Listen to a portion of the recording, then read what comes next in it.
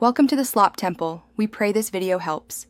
You want to jump straight into pairing. First, make sure the ZT Ultra 2 is powered and has at least 20% charge.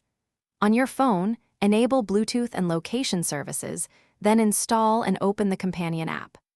Once done, sign in or create an account and accept the app's permission prompts for Bluetooth and location. These let your phone discover and maintain a secure link with the watch. Once the app detects the ZT Ultra 2, choose Add Device and pick ZT Ultra 2 from the list. Follow the prompts carefully. When the 6-digit pairing code appears, confirm it on both devices so the connection is authorized.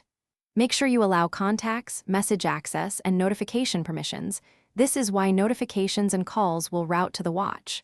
Finally, let the app finish syncing health data, watch faces, and settings before you move on. To finish, check for and install any firmware updates through the companion app, then restart the watch to apply changes. Test incoming calls, messages, and notifications to confirm everything routes correctly, and customize quick settings or watch faces to your liking. If something goes wrong, try the key troubleshooting trick.